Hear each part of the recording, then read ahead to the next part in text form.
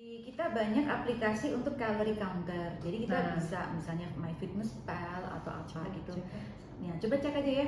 Nah, Cek jadi dulu. nanti di mesin kalori itu tapi langkah pertama kita harus tahu kebutuhan kalori kita berapa. Nanti kita ajarin ya cara menghitung kebutuhan kalori per hari ya. Oh, Caranya per hari per ya, makan atau per hari. Kita Oh, per hari.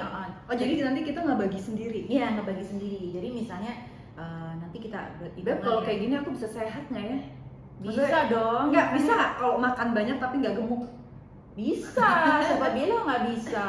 Oh Bisa iya, banget. ini ada nih MyFitnessPal. Nah, oke. Jadi perbanyaklah informasi-informasi aplikasi kayak gini. Jadi misalnya calorie counter, mungkin resep-resep makanan atau yang ngebantu kita untuk mempersiapkan makanan itu lebih gampang Iya, gitu. lebih. Apalagi kan online shop sekarang kan gampang banget ya, it's Iya. one click away kan sisters. Terus setelah kita hitung, taruhlah kita kebutuhan kalorinya 1.500 per hari nanti ya, berdasarkan usia, berat badan dan tingkat aktiviti Iya, kita. tingkat aktiviti Kita tuh mager atau aktif banget gitu. Itu ngaruh ngaruh banget. banget. Kita cuma kerjanya gini diem Nah, di kalau rumah, yang, nah itu. kalau yang mungkin kalau yang sedentary life kayak misalnya ngantor yang Hmm. sitting in front of computer all the time, itu memang kebutuhan kalorinya beda sama orang yang banyak gerak ya gitu. Semakin banyak gerak semakin tinggi kebutuhan kalorinya gitu kan. Tapi gini, Bu, kalau misalkan kayak ibu rumah tangga kan juga dia kan nggak diam di rumah dong. Sibuk Ya, sekali. sibuk lah kan ya, bersih-bersih lah kadang atau ngurusin anak,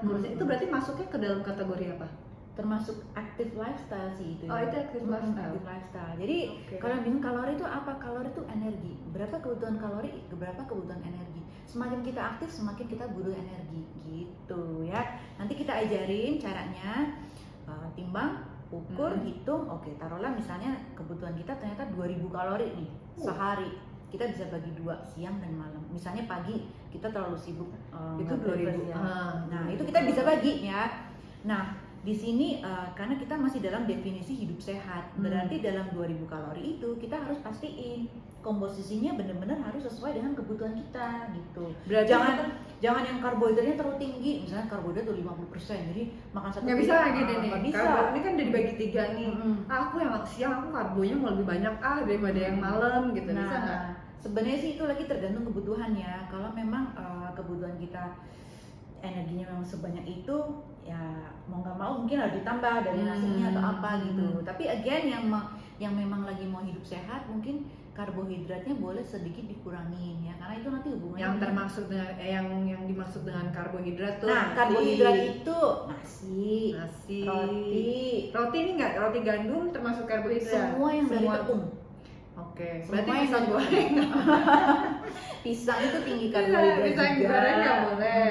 Bukan nggak boleh, mungkin kita sesuaikan aja. Kalau memang kita udah berat badannya udah ideal, metabolic healthy, ya nggak apa-apa sesekali makan. Cuman kalau yang mungkin gula darahnya memang udah tinggi dan lagi mau kurangin berat badan, ya berarti kurangin makanan yang tinggi karbohidrat gitu. Nah, itu ya. penting tuh. Berarti emang benar-benar harus tahu nih ya, harus benar-benar kita hitung banget dari berat badan, tinggi badan, aktivitas. Jadi akan tahu tuh ukurannya porsi makan per harinya berapa.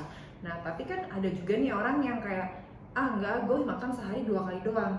Gue nggak mau sarapan. Ada dong yang kayak gitu. Nggak apa-apa, sebenarnya sih ini juga salah satu hal yang penting kita perhatikan juga ya. Selain kalori nomor 1, kedua adalah komposisinya. Misalnya 2.000 kalori itu komposisinya apa? Ketiga, frekuensi. Jadi dari 2.000 kalori itu kita mau jadi bagi berapa frekuensi? 2 kali kah, 3 kali kah gitu.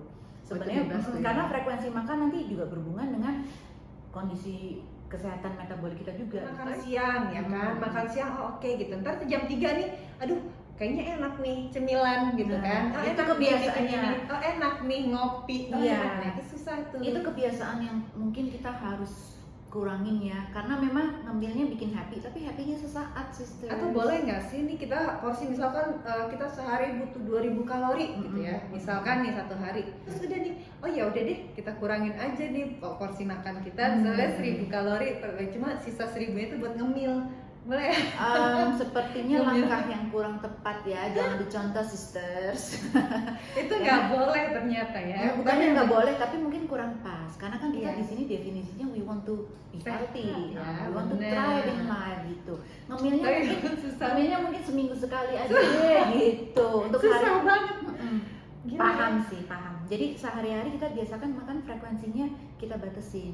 Dan sekali makan memang komposisinya harus pas supaya kita nggak laparan gitu loh. Makanya kan kita makan harus benar-benar komposisinya pas, karbohidrat, protein, sayurnya itu pasin semua harus benar-benar pas biar nggak laparan. Kalau kita laparan berarti memang yang tadi tuh meal kita tuh belum komplit, belum pas ya? gizinya belum Berarti komplit. ini ya ngaruh ke sini juga Ngaruh ya. banget. Jadi ketika Jadi badan kepalanya gini, aduh abis ini makan apa ya gitu kan. Iya kan, pasti kan kalian juga sering kayak gitu kan. Nah, Udah makan tapi gue jadi- masih pengen makan ini gitu. jadi usahakan setiap kita makan besar, makan utama, apakah itu breakfast, lunch atau dinner, pastikan kita harus capai namanya satiety. Satiety itu maksudnya puas. Jadi badan kita tuh puas. Oh, oke, udah dapat makan, makannya udah dapat gizi yang cukup dari segala macam kita makan itu. Kalau ada kebutuhan gizi yang memang nggak tercukupi, pasti memang craving.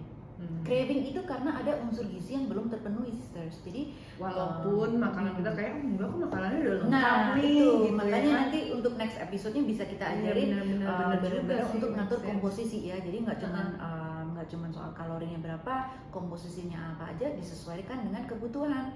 Apakah sisters ada kebutuhan turun berat? Apakah sisters ada kebutuhan untuk turunin gula darah? Apakah apa memang lagi ada food sensitivity gitu-gitu. Jadi kita sesuaikan kebutuhan. Atau kayak saya gitu ya.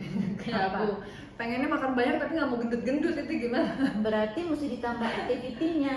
Aktivitinya udah banyak, mondar mandir ke sana ke sini ya. Tapi tetap Nanti kita bisa Metabolisme belajar ya? metabolisme Nah, itu benar. benar. Jadi Oke. nanti kita bisa belajar lebih lanjut ya soal itu, kalori, composition, terus apa tadi metabolik ya, metabolismenya gimana. Karena utamanya yang sehat itu gini, kita makan gizi terpenuhi, gizi yang termakan dipakai untuk energi, nggak ada yang kesimpan. Karena yang kesimpan itu, karena kalau kita nyimpen kalau penuh, iya nah sih. problem gitu. Iya, masalah juga segala sesuatu yang berlebihan tuh jadinya nggak bagus juga. Nah, makanya kita harus benar-benar Oke. belajar ya. Jangan minder dulu. Aduh, mesti belajar apa ngitung kalori, enggak ya, sisters. Memang kita untuk Saya juga pesimis kok. jangan pesimis. Karena untuk kita jadi bisa, memang kita harus latihan dulu. Latihannya Betul. paling seminggu 2 minggu pasti udah terbiasa deh. Oh, takaran sekian tuh udah sekian kalori gitu. Oh, Udah pakai feeling ya. udah bisa pakai feeling. Jadi Ya. segini tuh kira-kira 200 gram. Oh, segini tuh kira-kira 500 gram. Itu nanti lama-lama biasa kok.